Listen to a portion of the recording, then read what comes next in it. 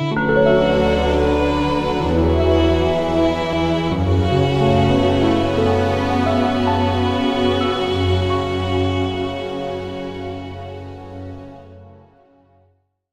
is very high-level, advanced Buddhist psychology. There's a lot of terminology that you have to pick up on. But anyway, if you come for the first time, try to absorb as much as you can.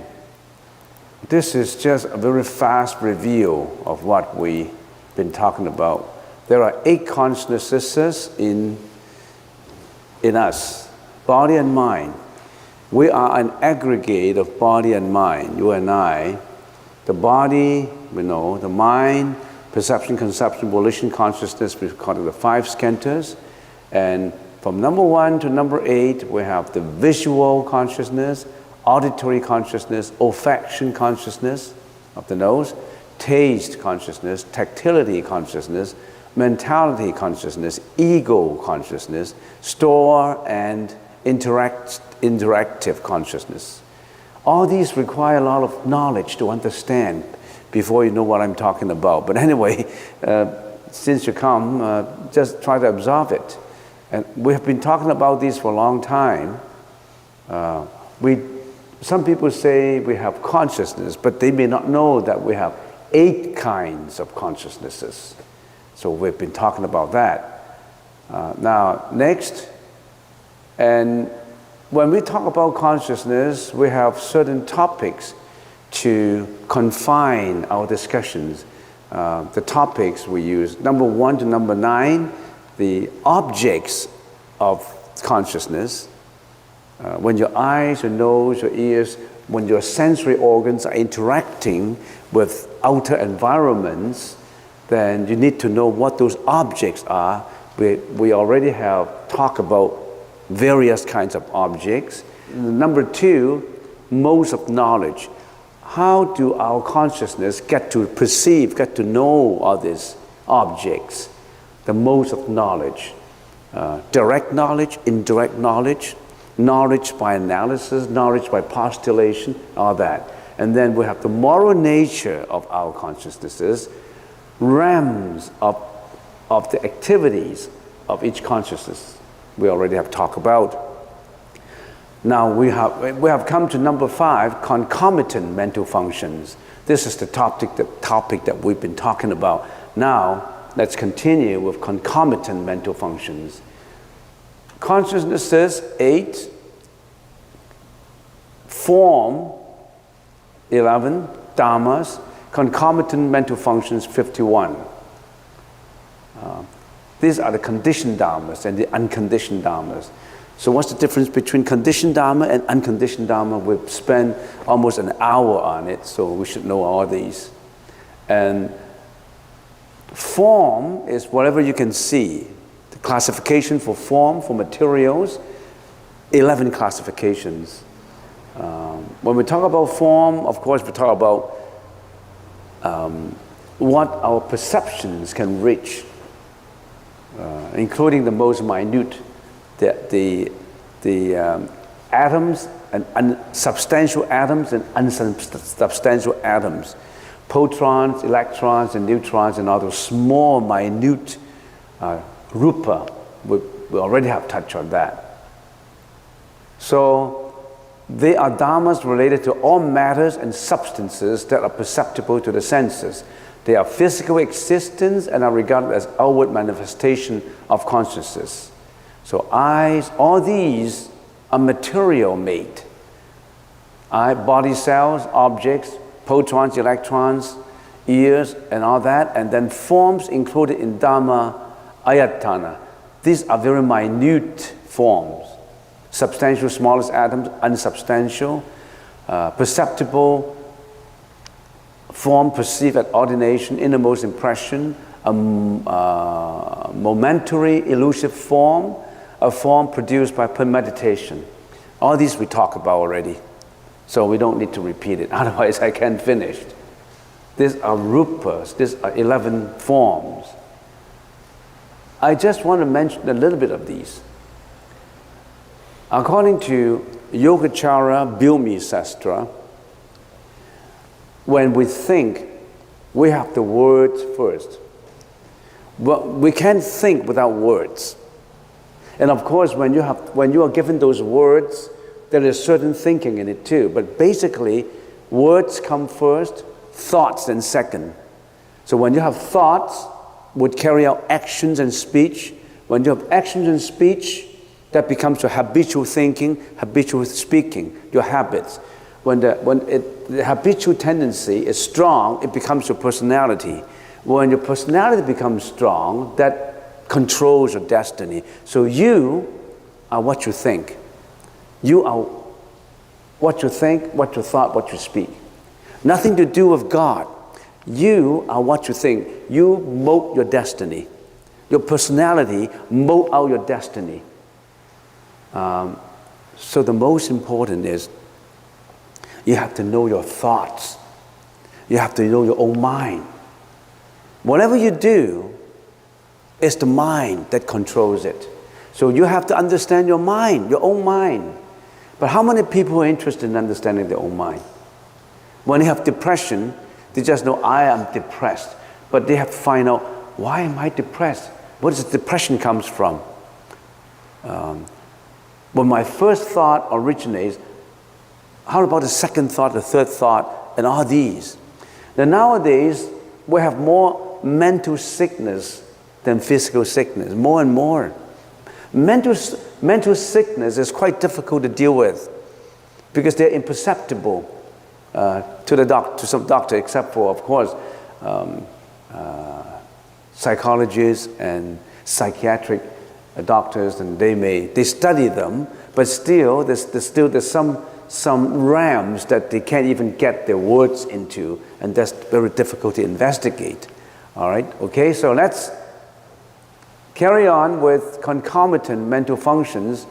When your 8 consciousnesses are interacting with the outside world, which you are, you may not know about it.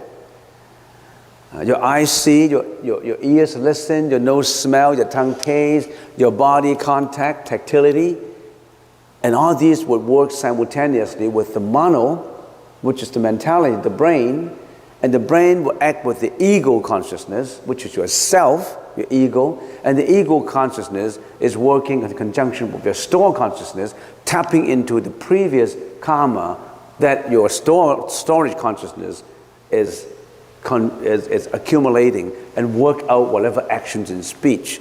That's the very fast procedures that's taken.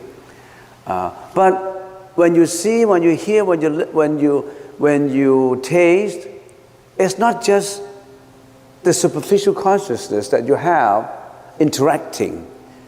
At the same time, there's internally concomitant mental functions helping your consciousness to perform, to speak, to think. You may not realize it. In these mental functions, there are 5 categories that you have to know about. The general interactive functions, particular functions, unwholesome functions, wholesome functions, and 4 indeterminate functions.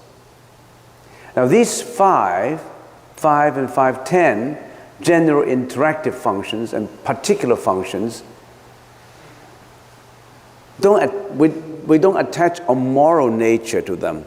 In other words, there's no such thing as wholesome or unwholesome in this first 5.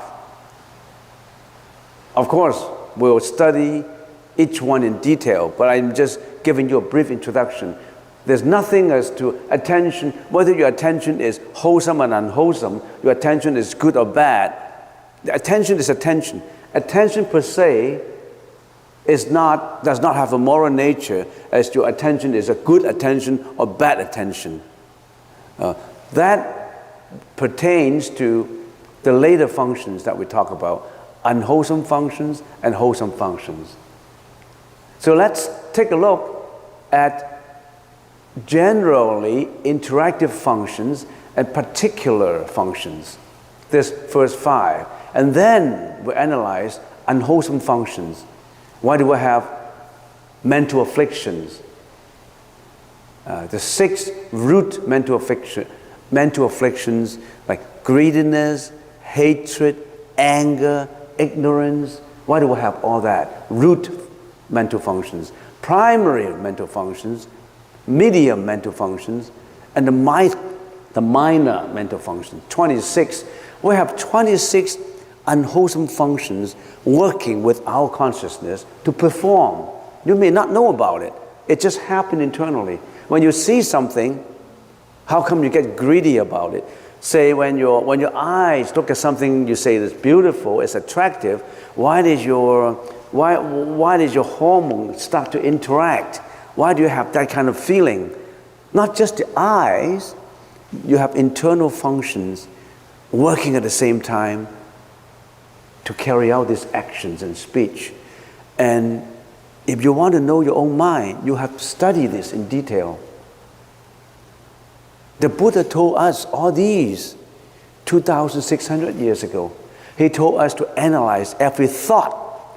Buddhism is not about kneeling down, burning your incense, and getting blessings. It's about studying your own thought. Every thought counts.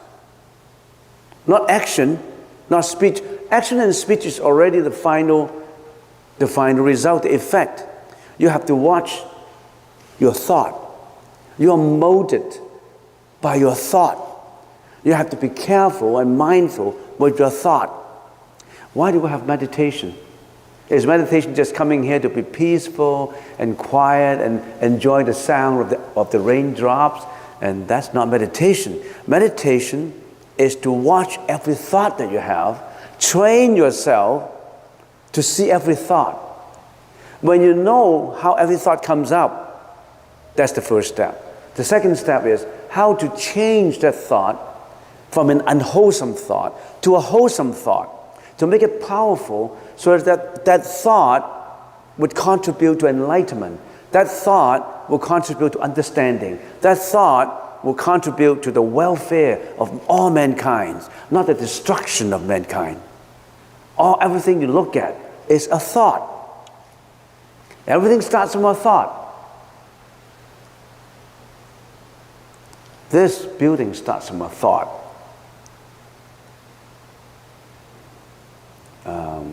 Rome starts from a thought. The construction of Rome starts from a thought. Let's analyze now generally interactive functions and particular functions. Right now, we don't attach a moral nature to it. That belongs to unwholesome and wholesome. Why do we study this too? Because if you know these two, there's altogether the 5 categories, then you know how strong your mind is. You live in North America. There are a lot of positive thinkers. And the positive thinkers tell you, you are what you think. You can do it. Whatever the mind can perceive, the mind can do. You can be as successful as you want to be. But you need to know why. You told me my mind is powerful. How powerful? You told me that I can do whatever I want if my mind is strong enough. How? Why? Have you ever raised that question? Why is the mind powerful? Why can I do everything? Why can Buddha be a Buddha? Why some people build the path to hell and some people build the path to heaven? Okay, generally interactive functions, 5 altogether. These 5 are universal, omnipresent in general. That means, since you have this consciousness with you, you have the eyes, your ears, your nose, your taste, your tongue, your body, and all that. And these mental functions work with your senses, with your consciousness. And these mental functions are universal. All the time, simultaneously, it's creating all the time. Omnipresent, it's present everywhere. In other words, when you see, the attention mental function is working with the viewing. When you listen, your mental function of attention is working with the listening, contact and all that, the 5. It's omnipresent, it happens everywhere, it happens all the time, it happens simultaneously with the mind, it happens with with your store consciousness, with your mind consciousness. The first one is attention. When your consciousness is interacting with the outside world, there's a mental function within you that is working. Act of attention. The holding in thought of an object that has earlier been experienced, its function consists of keeping the mind on the object. That is attention. As to how attentive you are, depends on the individual. This morning when we were meditating, when we were circumambulating, the walking meditation, some experienced meditators walk with attention. They are mindful of every step. They put all their attention on the movement of the step. Left, right, and when they're meditating, they put all their attention on the breath in and breath out. A high level of attention. But for some people, in the walking meditation, you know what they do?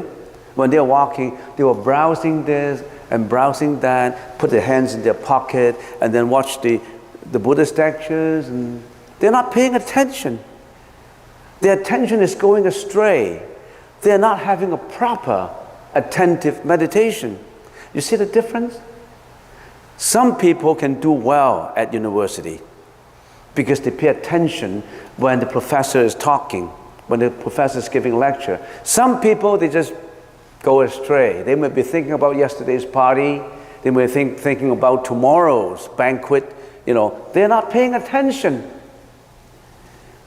Who would pay more attention? The degree of attentiveness. Have you been attentively paying attention to what you're doing? When you're on the job, what do? You're working at it because you're paid $12 an hour. You just say, this is a $12 an hour job. Why should I pay the highest attention to it? You make the mistakes, who cares? You're only paying $12 an hour. Whereas a good attentive worker would say, okay, I'm paying $12, but that's not the money that concerns me. I want to do a good job. I want to pay the highest attention. The attention is worth $60. You're paying me only $12, but I don't care. I want to pay attention. These attentive worker will be a successful worker, whereas this thought going astray worker will always be staying at $12 an hour.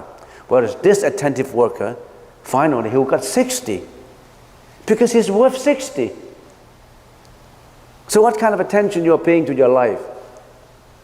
What kind of attention you're paying to a meditation? Some simple task, I call it a simple task for beginners. Meditation is not a simple task.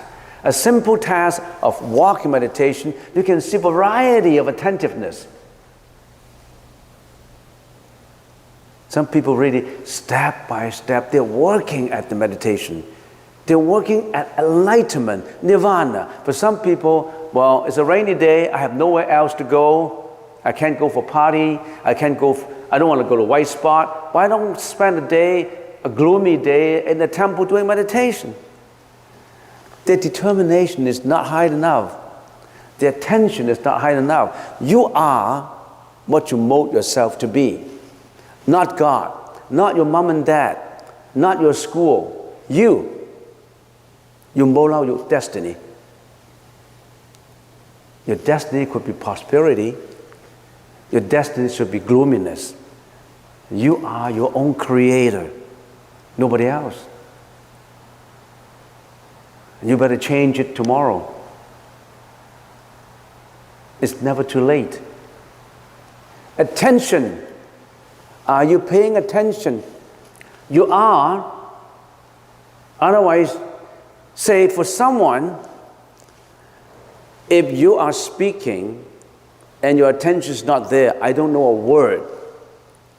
If I'm tasting something, if I'm tasting a hamburger, for example, if I'm grief-stricken, I was so sad, I was so depressed, I didn't know how it tastes like. I'm just eating, but I'm not paying attention to the taste. I don't even know what I'm eating. I don't even know when I finished, because I'm not paying attention to my eating. because I'm so grief-stricken. You see, your attentiveness is different. Your body is there, yet you're not there. Your body is in a party, but you have thoughts somewhere else. You're not there. That's attention. Attention is the most important. Contact, but this attention happened to everybody. What is your attention? Contact. Contact, the state of contact arising out of the encounter of the organ, the object, and the consciousness. There's three things: the organ, the object, and the consciousness. What is the organ? When you see, what kind of sensory organs you use to see? Eyes. When you listen, your ears. When you taste, your tongue. When you smell, your nose. That's your sensory organ. The sensory organs perceive the external objects, and in the process of perceiving, consciousness comes up. But if you don't pay attention, there's no such thing as a seeing consciousness. You only see, you don't know what you're seeing. You listen, but you don't know what you're listening because you're not paying attention. The contact is not there. It is there, but it is absent. The object and the consciousness, and which enables thought to come into contact with the object, it has the characteristics of enlivening the thought concomitants. So that's the reason why whatever you're doing, your mind must be at it. You're not at it. So contact. Next, sensation. So when you have the attention, when you have the contact, what's next? You have sensation about the object. You have sensation about what you perceive. Now, let's come back and say, why do I have to know all these things? Is this Psychology 100 at UBC? Why do I have to know all these things? This is psychology. This concerns you. This concerns you because if you know all these things, you can change your life. This is something that you don't notice. This is something that they go astray. In a lot of cases, this is something that goes unwholesome, that goes criminally into bad acts. You don't know about it. Habitually, you've been thinking like that. This is the time to know more about yourself. You are studying yourself. The Buddha said, the first lesson in knowing Buddhism is to know yourself. Sensation. Sensation comprises three types of effects: pleasure, suffering, and neither suffering nor pleasure. These sukha, that's a Sanskrit word. Dukkha, Sanskrit word. This is a Sanskrit word. This aggregate can be divided into 6 groups of feeling, from feeling born of eye contact through feeling born of mind contact. They are named sensation because they are the cause of craving. When you see something, it's pleasurable, you like it. You get obsessed with it. When you see something, you don't like it, you hate it. Suffering arises from the hatred. And there's a situation that there's neither hatred nor pleasure, neither suffering or pleasure. That embraces and complies of all the sensations you have. It's either good, bad, it's either what you like, what you dislike, or neutral. That comprises everything now. And when it's pleasurable, you get obsessed with it because you have the sensation of pleasure. Your pleasure is different from his pleasure. It's different from her pleasure. Your pleasure, if I can give an example, when you get into the computer, when you get into internet, your pleasure is looking at something pornographic. His pleasure is looking at something enlightening. His pleasure is to get into something that he can learn more. Learn how to paint, learn how to sing, learn how to share with others. And your pleasure comes from what? stimulation of your hormones. That makes the difference. Your pleasure comes from compassion. His pleasure comes from lust. So which one? Where is heaven? Where is hell? Is it God who gives you the heaven or God who gives you the hell? No, you. You select your own heaven or hell. So sensation, analyze your sensation. And this sensation, you perpetuate your sensation. You always want to look for something you think is pleasurable, and you consistently, habitually obsessed with it. Generally, human beings get the pleasure of eating animal flesh. They don't care about the killing. They kill domesticated animals for food. Do they care about the suffering of domesticated animals? The chickens, the ducks, the cows, the pigs, you name them, they kill them for food.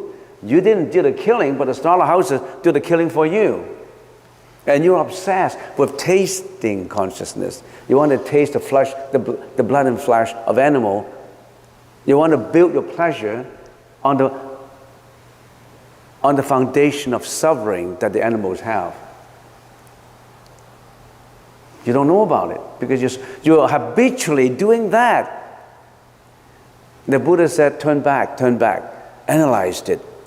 That's what you should not do. That's why people stay vegan, vegetarian, because they don't want to impose suffering on animals and build their pleasure on the suffering of animals.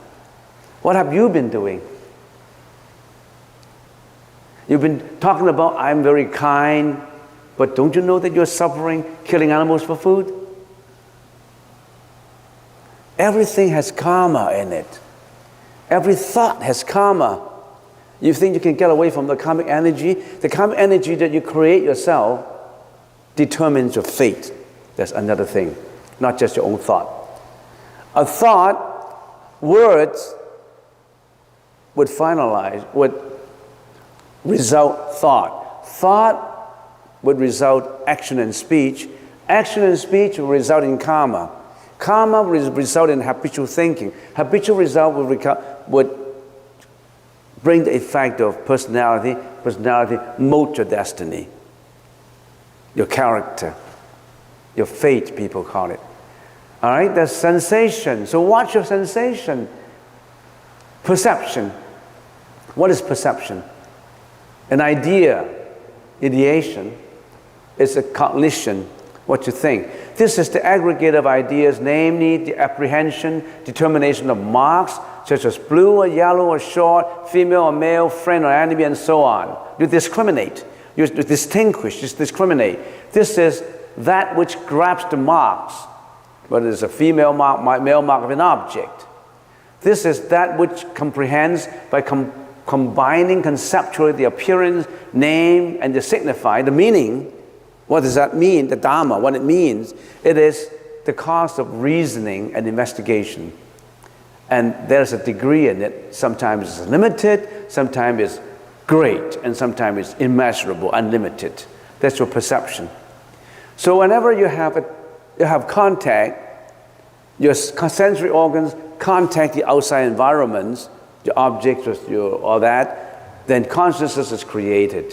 When consciousness is created, there's a sensation resulting from it, pleasurable, unpleasurable, neither, neutral, and then you keep on thinking about it. Your perception, your cognitions, you distinguish. This guy I like, this guy I hate, this is a rich guy, this is a poor guy, this is ugly, this is beautiful, this is my friend, this is my enemy. Discriminate. You start to look at things with distorted views. You start to build up your internal commentator.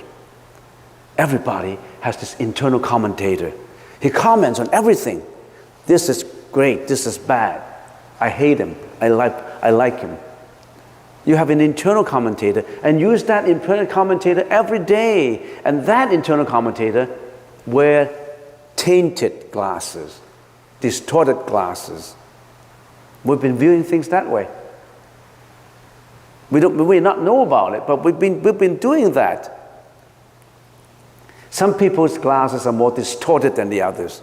Some people's views are more distorted than the others. Some people view with compassion. Some people view with cruelty, with selfishness, with egoistic attitude. Some people are more open, are more generous.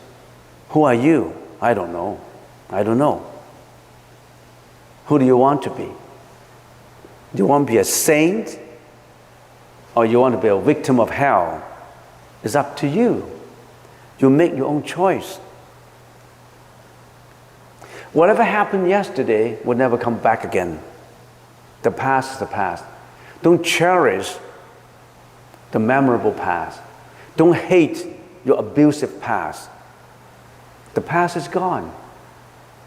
It will never come back. Don't bring your past and put it on the table and suffer on it and agonize on it. Because it's gone. You have an abusive childhood, but that's gone. Why do you always bring the memories back onto your table, ponder about it, and agonize yourself on it? That's what we call depression. Why do you create your own depressive attitude? Don't bring back the past, it's gone. Don't worry about the future.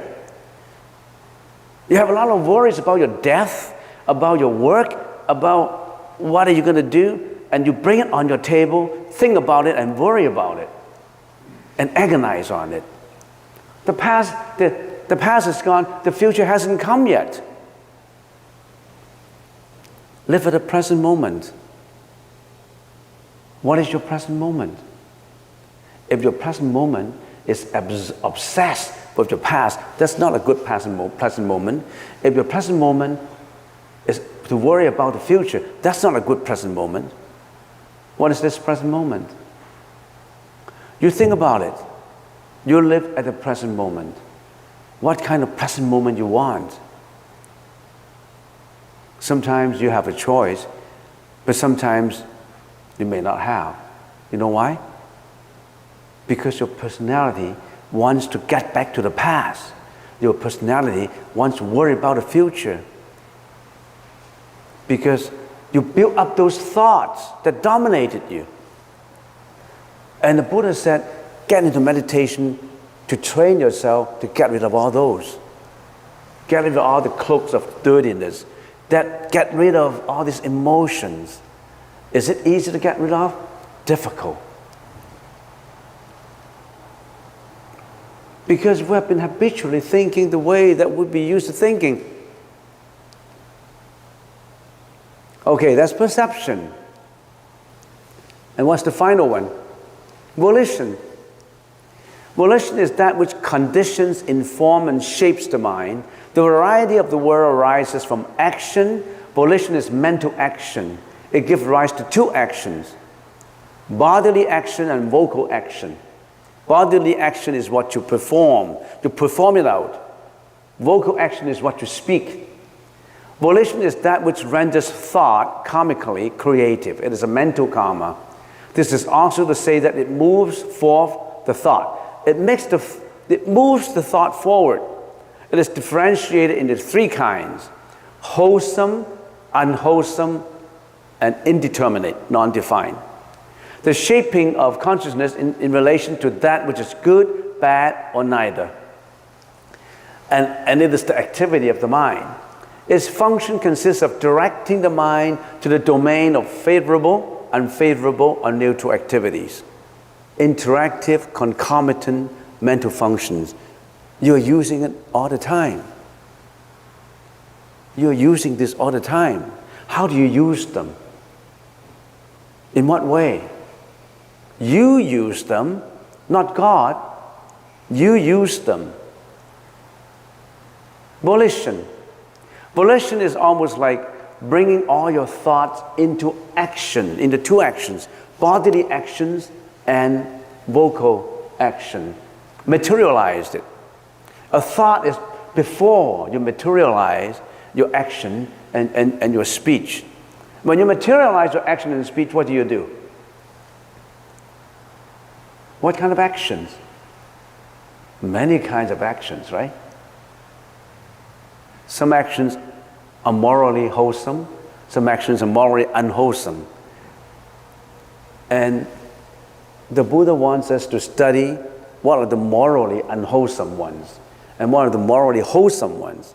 But let's, for the purpose of discussions, let's talk more about it.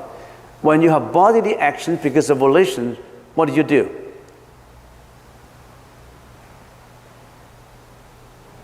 Killing, lying, sexual misconduct, what else? The bad side. Well, of course, not all the bad sides. Sometimes you are compassionate, sometimes you're honest, you are not just bad things. Remember, you're not doing only bad things. Don't downgrade yourself. I'm not negative. Don't say negative about yourself. You're not always performing bad, unwholesome karma. Sometimes you're very compassionate. It's not that bad thing to do all the time. So it carries out body actions. So that's the reason why Buddha wants to introduce what? Morality standard. Abstain from killing, abstain from lying, abstain from sexual misconduct, abstain from intoxication, and all that.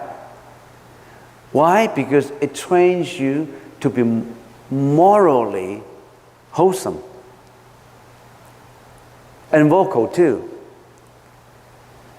Every vocal that you expressed produce karmic energy. You lie, that has karmic energy. You yell, that has karmic energy. You curse, that has karmic energy. You think after you curse, that's it? Nothing will happen? The cursing energy would carry on. You think after you lie, nothing will happen? I just lie and nothing will happen? No. The lying would carry out karmic energy to its final destination until somebody gets hurt. So all these, every bit, it produces karmic energy. Don't you have to watch it though? Don't you have to change them though? It carries out in volitional action, volitional speech. And they could be wholesome, unwholesome, and neutral. And all these produces energy that would directly or indirectly affect you and others. And whatever you give out bounces back to you, naturally. That's what we call causality, cause and effect. You give out compassion. Compassion will bounce back to you. There's cause and effect. You give out cruelty. Cruelty will bounce back to you. Let's do it slowly. I don't want to rush it. I always want to rush because I thought that I can give you a lot of information. But then I think that you really have to think about it. It's easy to get into the information and just rush through it as if you are taking a course, Psychology 100. But I think it's good that even Psychology 100 will not give you that much detailed information. That's given by the Buddha. You pick up a book of Psychology 100, you know what it tells you? Compare it to what the Buddha was talking about. It's in detail. It's creative. It's practical. It's not about knowing psychology that you can increase your consumerism, you increase your advertising, that you know the behavior of the consumers so that you can increase your product, increase your performance, make more money. That's not about that. Your intention is wrong. Here, the intention is for enlightenment, not just of yourself, of all sentient beings. Not about marketing, not about consumerism, not about how to benefit yourself, make the benefit in the company in order to study psychology. When you study psychology, what is that objective in your mind? I want to understand psychology so that I know how you think, that I can rip you off better. I understand you so that you're in my hands. I understand you. Is that what the intention, the motive is? Not necessarily. Not a lot of people work with a bad motive. A lot of people have that compassion. A lot of people have that mission to improve, not just of himself, of others. Have a very high mission, walking the saintly path. All those saints in the past, they have that high mission of benefiting mankind. So I have time just enough to explain the generally interactive functions: attention, contact, sensation, perception, and volition. Why is the mind powerful? These are the functions your mind performs. You're the master of it. How do you use it? When you know this, what's the purpose of knowing this? When you know this, you know how to use it. You know that you should be able to use it fruitfully, beneficially, and not letting it go astray. It happens to everybody. Next time we're going to study other mental functions. There's 51 altogether. When you really know these mental functions, you are on your way for better meditation. If you come here for meditation, if you don't know anything about this, you don't know why you're meditating. You think you just come for a peaceful, sit still, a sit-in of, a peaceful mind. That's not it. You really have to know the mind in order to put your mind under that peaceful control.